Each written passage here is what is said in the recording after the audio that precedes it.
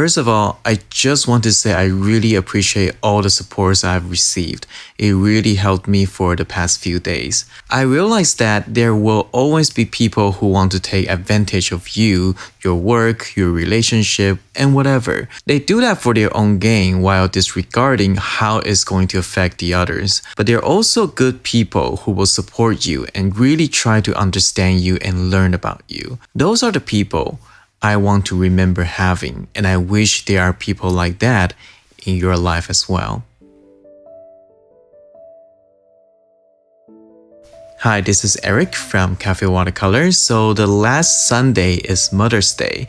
I took my family to Pier 65 in Seattle to celebrate. It was cloudy at first, but as soon as we parked and stepped out of the car, the sky cleared up. I told my wife the sky opened up for her because it kind of felt that way. So I took a photo of this scene. The color of this warm red building really caught my eyes. I recomposed the photo a little bit and paint from it. So today I am sharing with you the process of simplifying the image and painting it. Let's get started. Okay, so this is the original photo, and as you can see, there are a lot of things in this photo. So the thing that really caught my eyes is this building, this dark red warm building. And what I wanted to do is to crop the image so that this building will really pop out as part of the main focus. So what I'm going to do is just crop it. So this is Photoshop. So whenever you crop it, you can set it to have root of third grid. So what I did is I crop it down quite a bit actually. So the building is around this corner, around this intersection. And I will also crop it just a little bit more so that we don't have a lot of stuff going on here. Okay, move down a little bit so we got just a little bit of the foreground here. So something like this. Okay, so that way we actually have a really good major shape going, so we can connect everything here, pretty much all of these. Okay, all of the background buildings and stuff, and with this car right here. So this is actually going to be a pretty good major shape. However, there's one thing that I noticed is that it's really left side heavy. So we got our building here, our foreground building here. We got 3 cars here, and there's not a lot of stuff that can offset. I mean, we got a car here, but in terms of the shape here, there's not a lot of shape that can kind of offset here. So what I did is that I actually, if we come over here, we actually see this building, this tall building right here. So what I did is I actually take this building, put it around here. So this is very rough. This is just like a really quick iteration. Basically what we have is this. We have this really tall building right here that can serve as an offset, as a balance. Okay, so again, this is the original. And this is after recompose. So as you can see, we really bring this building into focus, and everything else will just support that. And we also got a pretty clear major shape, and as well as a pretty good balance between the background and foreground cars and things like that. So with that, we can start our painting. Now that we recomposed the photo, we can go ahead and start painting it. I did a value study first, and then I used that as my plan to paint the color version. Let's take a look at the process of that. Before we start though, if you like my content, please consider give it a like and subscribe. Ring the bell icon so you won't miss out my next video. Okay, let's get started. So let's take a look at the value study first. So I'm using a smaller paper, and right now I'm just blocking out the big shapes. Value study is a great way to figure out a major shape and simplify what you see. And we do that by connecting the similar value into a single shape. So I did a very quick and rough drawing. I draw the car, and I pretty much just eyeball everything, all the perspective. I pretty much just eyeballed it. The vanishing point is way off to the right, outside of the paper. Okay, so here comes the first wash for the value study, which is the middle value. And I start with the background and I just try to connect as many shapes as I can. You see a lot of details on the buildings and everything, and they have subtle value changes here and there, but that's not what we're looking at right now. We're looking at the overall big shape. So you can squint your eyes a little bit and the details will disappear. Because when you are there in person, you actually don't see a lot of detail unless you focus on a specific spot. But when we're looking at photos, we see all these details presented to us. So if we want to make a believable painting as we are there ourselves, we need to find the big major shape. And when we do that, the viewers are actually going to fill in the detail in their mind. So by looking at the first layer of the value study, you can actually already tell that this is a street scenery, even though it is incomplete. But you can tell there are buildings, there are cars, just by painting the silhouette and the big shape. So let's take that and start our color version. The paper for the color version is quite a bit bigger, so I need to make the drawing a little bit tighter. Also try to get a little bit more detail out of it. That being said, just because we're starting to get into a little bit of the detail doesn't mean that we forgot the overall big shape. So having value study handy is very, very important. We get to see the big shape, which is the plan that we are going to execute. So again, most of the perspective are eyeballed. That being said, you still need to put in a little bit of care when it comes to perspective because it's a street scenery after all. If the perspective is way off and the scale is wrong, then it's going to look awkward. So the big pieces are there. And now I'm starting to get into just a little bit more detail. The figures, they are pretty small, but you need to give them just enough information for them to look like figures. Here I'm drawing the car. I spend just a little bit more time to get a good solid structure for the cars. I actually have some students having a little bit of a hard time drawing cars, and it takes practice, but perhaps I can make a separate video about it in the future. I actually also show how to do a car in one-point perspective in my watercolor essential course. So you can also check that out. So here I'm starting to pre-mix the color that I'm going to use for the first wash for the sky specifically. So I pre-wet the sky so I can paint some soft clouds. So as you can see in the photo, the sky is just starting to clear up, so you still see quite a bit of the cloud. And I want to have a little bit more blue sky in this one, so I try to add just a little bit more blue. So after painting some soft cloud, I just move down and start to paint some light colors. This is the first wash, so we are not painting shapes. We are just painting the color of the light. So any really bright colors like the yellow awning and the red umbrella, those are the colors that I want to paint them in right now. And it's fine if the color is starting to bleed out a little bit. You can cover the edges and redefine those edges very easily when you're painting middle value. So now I'm starting to mix the color for the middle value. And this is going to be the second layer where we are starting to define the shapes by painting the middle value. So just like the value study, we start with the background. And I use a brush that's a little bit bigger to start off with, just so that I can force myself not to paint a lot of details. Now I do paint a little bit soft details wet onto wet while I still can, just to break up that big consistent wash.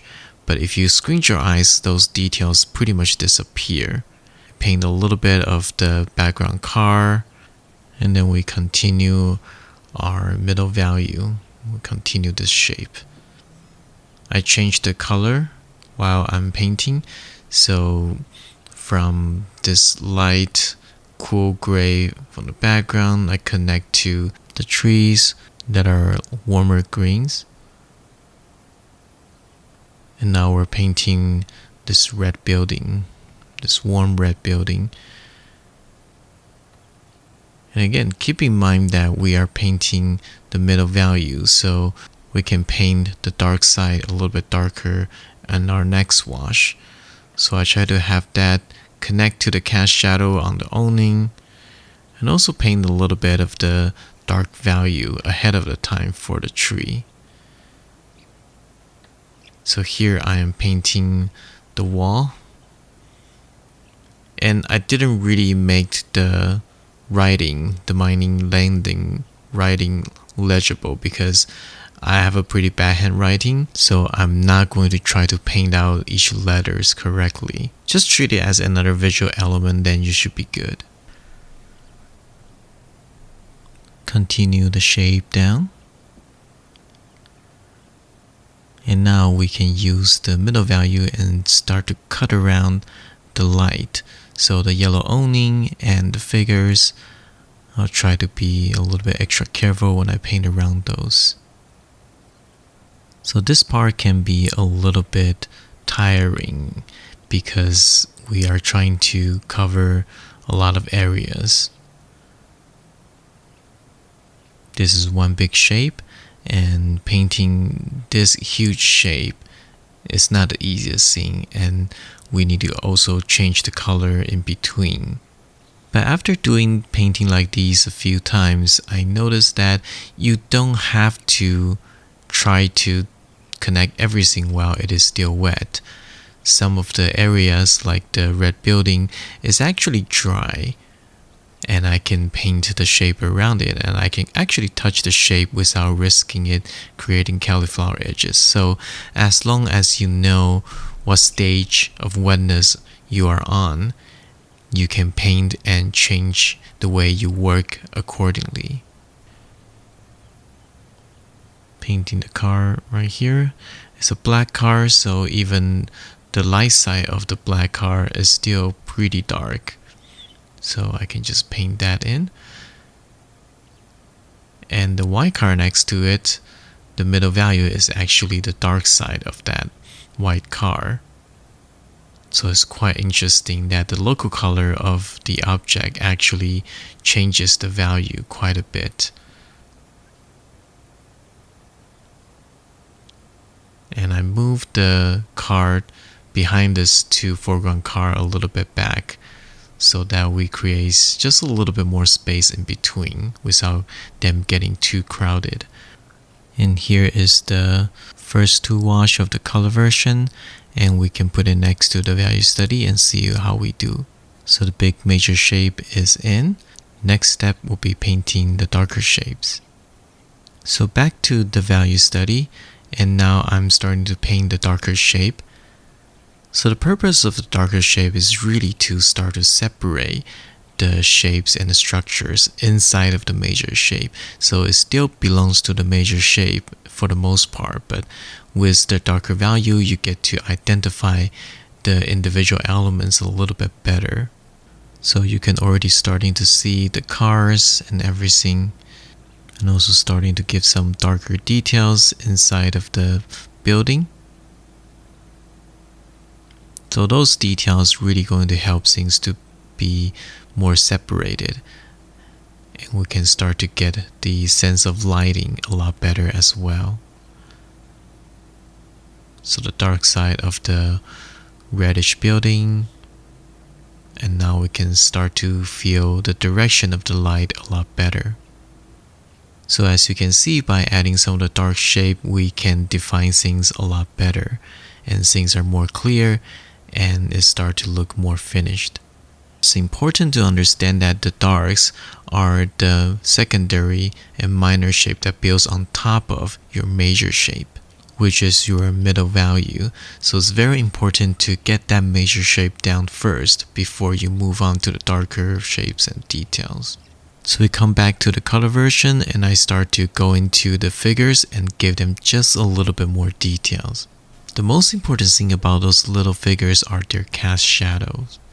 So by painting those little cast shadows, you make those figures grounded and they become part of the scene. Here I'm trying to fix the background building. It's a little bit slanted because I try to freehand this. So I correct the shape a little bit with similar value.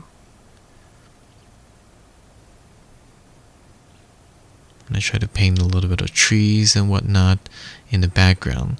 And now I'm starting to paint the dark values.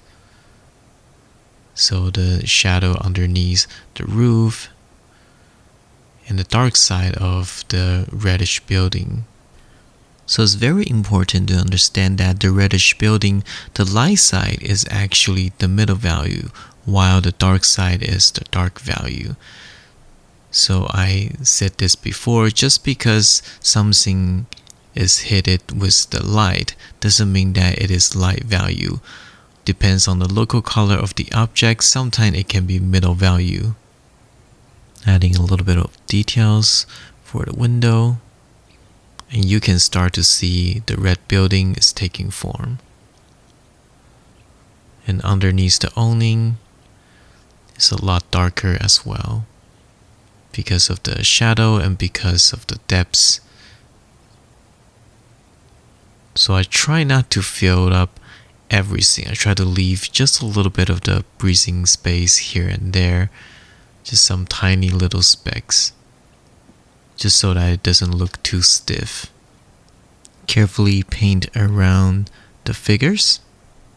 I'm using the Escoda Perla, the synthetic brush with amazing fine point that allow me to do all this detail. And the brush itself is actually not that small, so a good brush with a nice fine point goes a long way.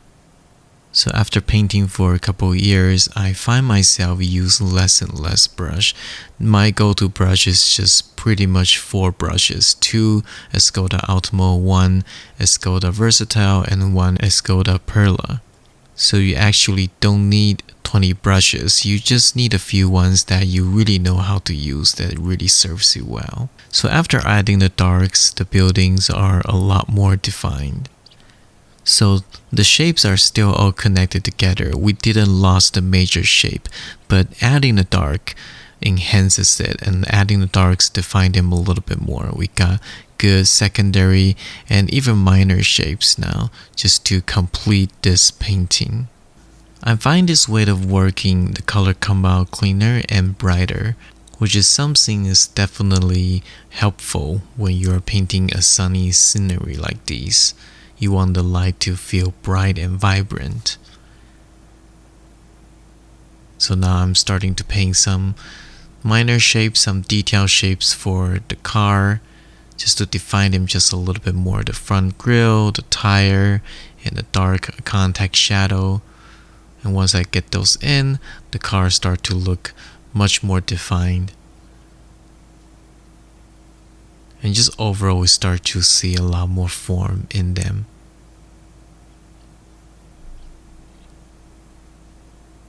So now I am painting the street light, getting some more vertical elements in it. And in the photo you can see the street light are actually lighter. They are lighter metals, but in this case I'm making them darker, just easier for me to paint. Otherwise I will need to paint around them or use masking fluid, and that's just going to be a lot of trouble. So making them dark actually doesn't really affect the overall read of the painting. So here I'm doing a quick glaze on the street so they don't look too white, just to give it a tiny little bit of value.